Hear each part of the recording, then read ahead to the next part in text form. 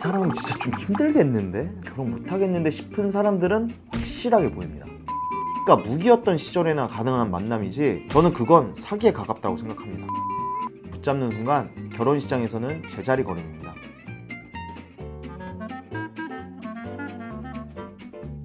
대표님, 결정상 오면 될 사람 안 될 사람이 딱 보이시나요? 보통은 보이죠. 근데 될 사람보다 사실은 이 사람은 진짜 좀 힘들겠는데? 좀 안 되겠는데? 결혼 못하겠는데 싶은 사람들은 확실하게 보입니다. 어떤 사람들이 그런가요? 저는 이거를 보통 이제 과거의 영광이라는 단어를 쓰거든요. 바로 과거의 영광에 사로잡혀서 현실을 직시하지 못하는 사람들에 대해서 오늘 한번 이야기해 볼게요. 오늘 주제는 남녀 다 공통입니다. 과거의 영광이라는 게 뭔가요?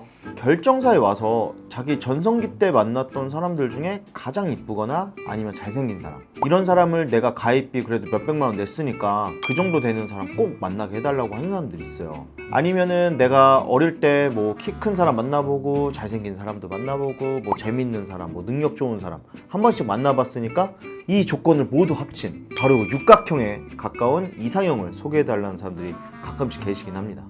근데 기혼자분들은 아시겠지만 결혼은 인생에서 저는 가장 중요한 결정이라고 생각하거든요. 근데 이걸 상식적으로 몇백만 원으로 내 인생을 바꿔줄 사람, 아니면 내 평생의 이상형을 만날 수 있다면, 이런 말 하긴 그렇지만 그거 너무 남는 장사 아닌가요? 왜냐면 요새 해외여행 한번 가거나 아니면 명품 하나만 사도 몇백만 원 그냥 깨지거든요. 그런 이상형을 소개해주거나 내 인생을 바꿔줄 사람 소개해줄 수 있다면 몇백이 아니라 저는 결정사에 몇천을 내야 된다고 생각하거든요. 이런 분들의 공통점, 앞서 말했던 과거의 영광을 못 버리는 분들이에요. 자기 인생에서 최고의 전성기 때 만났던 사람만 기억하면서 사시는 분들이죠.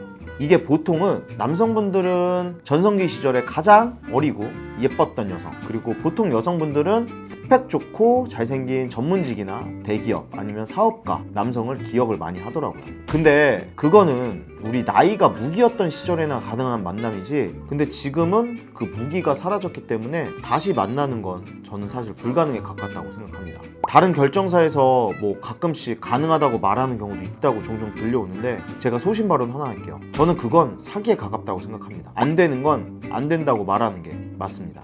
아시는 분은 아시겠지만 결정사 내에는 일명 스페셜 회원이라 그래서 몇십만 원만 내고 가입하는 뭐 남성 전문직 아니면 어리고 이쁜 여성들이 있어요. 근데 그런 분들 계약 조건에 의무적으로 몇 회 이상 매칭을 꼭 나가야 된다. 사실 저는 이거 알바랑 다를 바가 없다고 생각하거든요. 이런 알바 같은 매칭 때문에 만남이 가능한 거죠. 이런 스페셜 회원들이 상대방이 좋아서 나오는 게 절대 아니거든요. 그리고 또 상담 오시는 분들 중에 이런 분들 많아요. 저 얼마 전에 모임 나가서 10살 이상 어린 여성 번호 받았다. 아니면은 저 우연 상담 오는 길에 어떤 연하 남성이 저한테 연락처 물어보던데. 근데 그러면 저는 그분들한테 항상 물어보거든요. 아니 그러면 그분이랑 잘해보시지 여기 왜 오셨냐고. 이렇게 제가 질문하면 대답하신 분들 한 분도 못 봤습니다. 사실 이런 경우는 번호는 받았지만 만나고 나서 잘 안 됐거나 아니면 외모는 괜찮지만 나머지가 마음에 안 드는 경우가 대부분이거든요.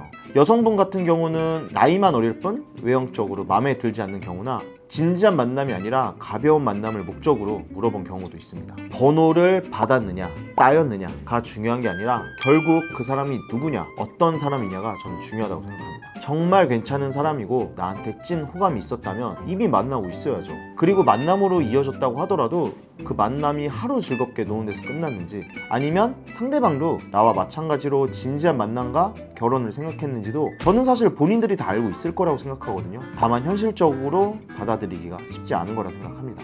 PD님은 보통 몇 살 차이 만나셨어요?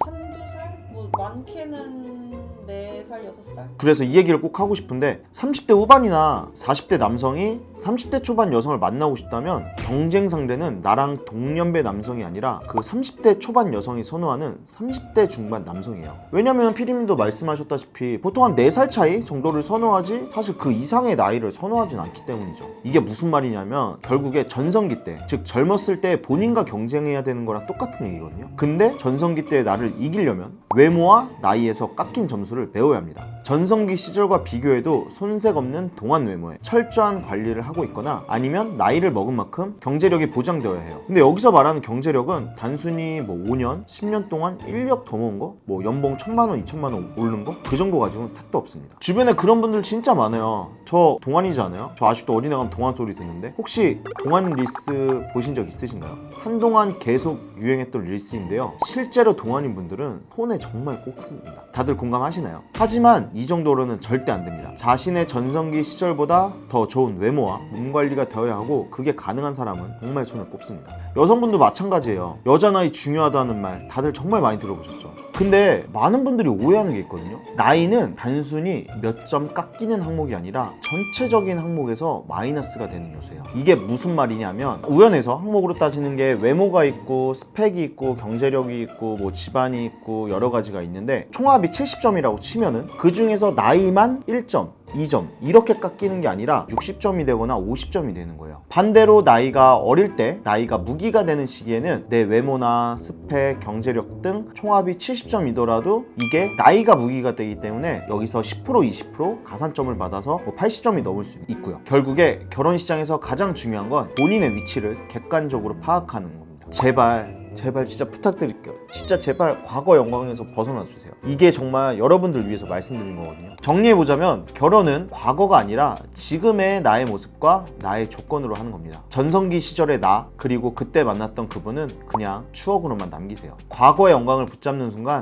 결혼 시장에서는 제자리 걸음입니다. 현실을 인정하고 현재 내 위치에서 최선의 선택을 하는 것이야말로 진짜 결혼에 성공하는 가장 빠른 효율적인 방법입니다. 실제로 이런 어드바이스를 받아들이고 바뀌셔서 정말 결혼 잘하시는 분들이 제 주위에 너무나도 많거든요. 오늘부터라도 과거가 아니라 지금의 나를 멋지게 가꿔보시는 걸 추천드립니다. 네, 오늘 준비한 영상은 여기까지입니다. 오늘 영상이 공감이 되셨다면 좋아요와 구독 그리고 알림 설정까지 꼭 부탁드릴게요. 지금까지 연애공식 받아쓰기 강바다였습니다. 감사합니다.